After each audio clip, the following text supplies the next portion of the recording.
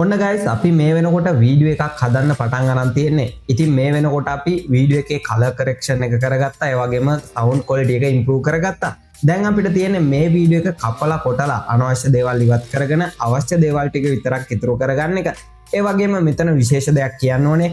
මේ අනවශ්‍ය දේවල් ඉවත් කරගත්තට පස්සේ අපි මේකට J කට් එකක් දාගන්නවා. ඒක තමයි මගේ වීඩියෝස් වල තියෙන ට්‍රික් එක. ඉතින් එතකොට අපිට අනවශ්‍ය විදිහට මේකේ වෙලාව නාස්ති වෙන්නේ නැතුව වීඩියෝ එක ගලාගෙන යනවා වගේ අපිට හදා ගන්න පුළුවන්. මොකද ඔඩියන්ස් එක ගොඩක් කල් මරනවට කැමති නෑ. ඒ හින්දා තමයි අපි මේකට J කට් එකක් දාගෙන වීඩියෝ එකේ හිස්තැන් ගොඩක්ම අඩු කරගන්න බලන්නේ. වීඩියෝ එක අවසානයේ J කට් එක දාගන්න කියලා දෙන්න.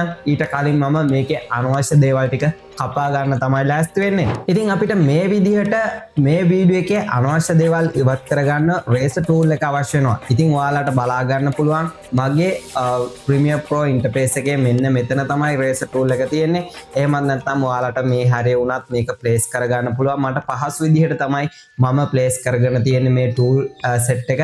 ඉතින් මේ රේසර් ටූල් එක අපිට මෙතන ක්ලික් කරලා ගන්නත් පුළුවන්. එහෙමත් නැත්නම් කීබෝඩ් එකේ C අකුර ප්‍රෙස් කරලා ගන්නත් පුළුවන්. C අකුර ප්‍රෙස් කරලා ගන්න එක තමයි මට ගොඩක්ම පහසු විදිය. ඉතින් මම මේ විදිහට අනවශ්‍ය තැන් වලින් කට් එකක් දා ගන්නවා මේ විදිහට. ඉතින් මගේ ඊළඟට තියෙන්නේ මෙන්න මෙතන.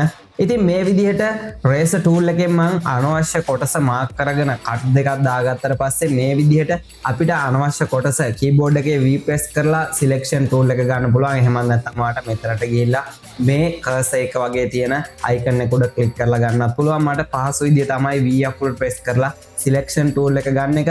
ඊට පස්සේ අපි මේක highlight කරගන්න ඕනේ අනවශ්‍ය කොටස. ඊට පස්සේ ඔයාලට කීබෝඩ් එකේ delete press කරලා මේ කොටස ඉවත් කරන්න පුළුවන්. හරි ඉතින් ඊට පස්සේ මෙතන ස්පේස් එකක් තමයි තියෙන්නේ. මේ පළමු වීඩියෝ කොටස සහ අපි කපලා ඉවත් කරගත්ත කොටසට පස්සේ තියෙන වීඩියෝ කොටස ගොඩක් ගැප් එකක් තියෙනවා. ඉතින් අපිට මේක මේ විදිහට ඇදලා ලං කරගන්නත් පුළුවන්. එහෙමත් නැත්නම් සුපුරුදු විදිහට ඒ කියන්නේ මේක ගොඩක් පහසු විදිහට අපිට මේ ටයිම්ලයින් එකේ රයිට් ක්ලික් කරලා රිපල් ඩිලීට් කියන එක දුන්නාම මේක ගානට ඇවිල්ලා සෙට් වෙනවා.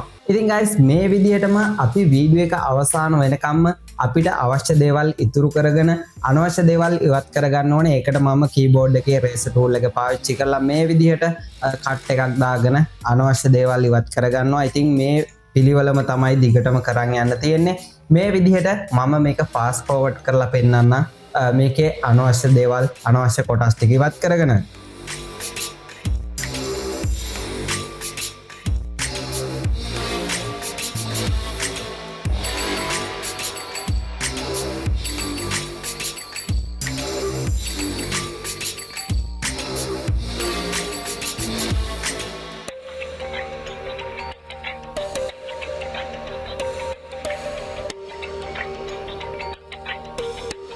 හරි ඉතින් guys මේ විදිහට මම වීඩියෝ එකේ කොටස් කීපයක් අනවශ්‍ය කොටස් කීපයක් කපලා ඉවත් කරගත්තා. අවශ්‍ය කොටස් විතරයි ඉතුරු කරගත්තේ.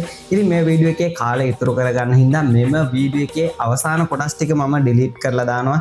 එතකොට ඔයාලට අවබෝධයක් ගන්න පුළුවන් මේ වීඩියෝ එක ගොඩක් වෙලා බලන් ඉන්න අවශ්‍ය නැහැ. ඔයාලට දැන් දන්නවා කලර් කරෙක්ෂන් කරන්නේ කොහොමද, ඒ වගේම සවුන්ඩ් එක ඉම්ප්‍රූව් කරගත්තේ කොහොමද, ඊට පස්සේ අපි මේකේ අනවශ්‍ය කොටස් කපලා ඉවත් කරගත්තේ කොහොමද කියන එක. ඊළඟට තමයි අපි J කට් කියන එක දාගන්න හදන්නේ. මේකෙන් අපේ වීඩියෝ එකේ අනවශ්‍ය ස්පේස් එක තවත් අඩු කරගන්න පුළුවන්. ඉතින් ඔයාලට මේ විදිහට මේ ටයිම් ලයින් එකේ අවශ්‍ය විදිහට zoom කරගන්න හැකියාව තියෙනවා. මෙන්න මේ බා එක එහාට මෙහාට කරලා.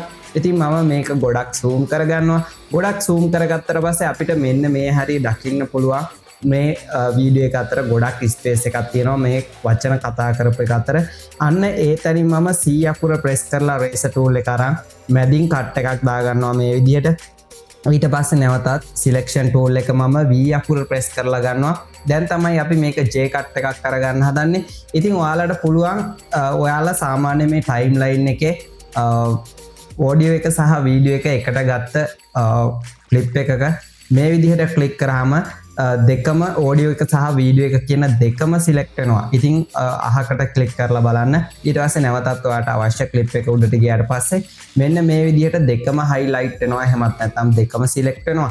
ඉතින් අපිට අවශ්‍ය වෙන්න මේකේ වීඩියෝ ෆයිල් එක විතරක් වීඩියෝ ක්ලිප් එක විතරක් චුට්ටක් කෙටි කරගන්න. ඒකට අපිට කරන්න තියෙන්නේ මේ විදිහට අන්සිලෙක්ෂන් කරලා ඔයා කීබෝඩ් එකේ ඕල්ට් එක ප්‍රෙස් කරගෙන වීඩියෝ ෆයිල් එක මෙන්න මේ විදිහට අවශ්‍ය ප්‍රමාණයට අඩු කරගන්න ඕනේ. එතකොට අපිට මෙන්න මේ ගැප් එක හිටිනවා. ඊට පස්සේ මම මේ ඕඩියෝ එක සහ වීඩියෝ එක ලින්ක් වෙලා තියෙන්නේ මෙන්න මේ ඕඩියෝ ෆයිල් එක චුට්ටක් පහළ ටයිම්ලයින් එකේ පහළට දාගන්නවා. ඊට පස්සේ අපිට මෙන්න මේ විදිහට මේ ස්පේස් එක අඩු කරගන්න පුළුවන්. ඉතින් ඔයාලට මෙන්න මේක තමයි J cut එකක් කියන්නේ. මේක ප්ලේ කරාට පස්සේ ඔයාලට අර තිබුණ ස්පේස් එක ගැප් එක අඩු කරගන්න හැකියාව තියෙනවා. එතකොට වීඩියෝ එක ගොඩක් ඉක්මනින් යනවා කියන එක ප්‍රේක්ෂකයාට දැනෙනවා. ඉතින් ඒ වගේම මේ තියෙන ගොඩක් ෆයිල් වල මේ ස්පේස් එක අඩු කරගන්නවා. ඕල්ට් එක ප්‍රෙස් කරලා මේ විදිහට අවශ්‍ය තැනට වෙනකන් මම වීඩියෝ ක්ලිප් එක අඩු කරගෙන ඊළඟ කොටසෙත් මේ විදිහට අඩු කරගෙන ඒක නම් ගොඩක් අඩු කරගන්න දෙයක් නැහැ. හින්දා මම ලොකු ප්‍රමාණයක් අඩු කරගන්නේ නැහැ. මෙන්න මේ විදිහට පහළට ඇදගත්තා. මෙන්න මේ ආකාරයට මාරුවෙන් මාරුවට දාගෙන යන්න තමයි තියෙන්නේ. මේකෙත් පොඩි ස්පේස් එකක් තියෙනවා. මෙන්න මේ විදිහට අඩු කරගත්තා. මේ විදිහට ඇදලා දාගත්තා. ආයෙත් මේකෙත් මම කරන්නේ ඕල්ට් එක ප්‍රෙස් කරගෙන මේ විදිහට වීඩියෝ ක්ලිප් එක ටිකක් අඩු කරගන්නවා. සවුන්ඩ් එක පහළ ටයිම්ලයින් එකට ඇදගත්තා. මේ විදිහට තියාගන්න තමයි තියෙන්නේ. ඉතින් ඒ විදිහට මේ සම්පූර්ණ වීඩියෝ එකේම අනවශ්‍ය ගැප් තියෙන තැන් මම අඩු කරගන්නවා.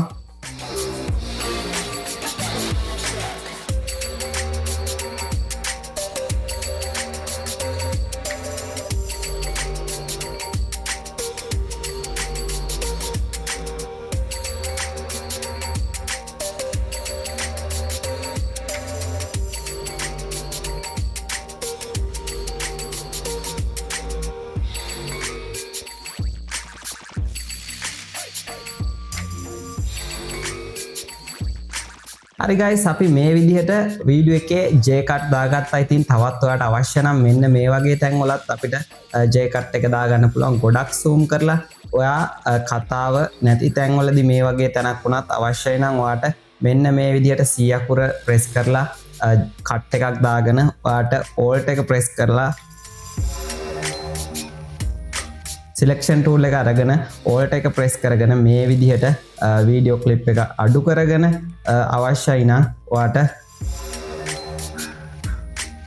මේ විදිහට තවත් වීඩියෝ එකේ ස්පේස් එක අඩු කරගන්න පුළුවන්. ඉතින් මම ඒක control Z press කරලා undo කරගන්නවා. ඉතින් අපිට මේ විදිහට දැනට ඇති කියලා හිතමු.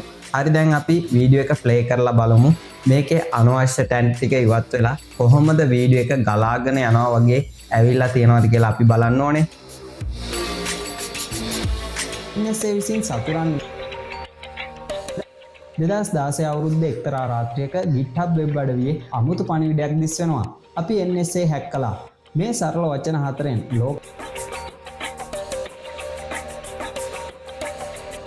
ඉතින් අපිට අවශ්‍යයි නම් මෙන්න මෙතනත් J cut එකක් දාගන්න පුළුවන්. ඉතින් මම මේ වෙලාවේ දාන්න යන්නේ නැහැ. ඔයාට අවශ්‍ය විදිහට ඔයාට J cut දාගැනීමේ හැකියාව තියෙනවා. ඉතින් අපි ආයෙ ප්ලේ කරලා බලමු අපේ කොහොමද වීඩියෝ එක ගලාගෙන යන බවක් අපිට තේරෙනවද කියලා.